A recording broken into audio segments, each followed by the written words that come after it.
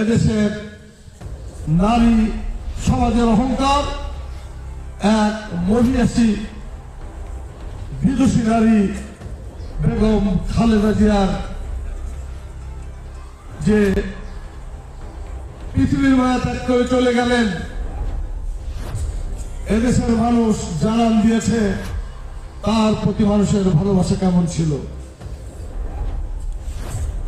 যে মানুষকে বিভিন্ন সময় বিকৃত ভাষায় গালিগালাজ করা হয়েছে, মহান রব্বুল আলামিন এই রাষ্ট্রযন্ত্র দিয়ে যেভাবে তাকে সম্মানিত করেছেন, পৃথিবীর ভাষায় এক কথায় বিরল।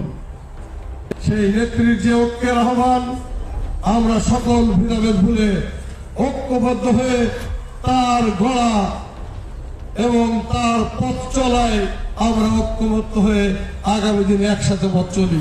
এই আহ্বান রেখে আপনাদের সকলের সুখ সমৃদ্ধি কামনা করে আমার বক্তব্য শেষ করছি। বাংলাদেশ জিন্দাবাদ, শহীদ অমর হোক, খালেদা জিয়া অমর হোক, তারেক রহমান জিন্দাবাদ।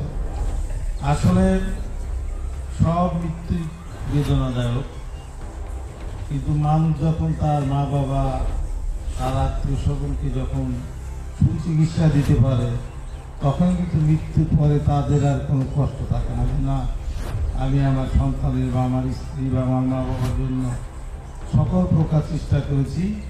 আল্লাহ তার মৃত্যু রেখেছিল, সে মারা গেছে, এইগুলি তার মনকে বুঝিয়ে দেয়।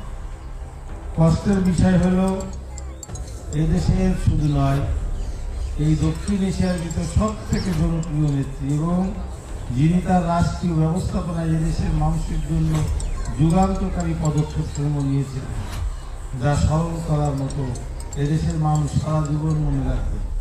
তাকে অন্যায়ভাবে একটি মামলায় 10 বছরের জেল দিয়েছিলেন। সেই টাকা প্রস্তুত হয়ই নাই, এখন ব্যাংকে সম্ভবত সেই টাকার পরিমাণ 8-10 কোটি টাকার মতো ছড়িয়ে গেছে।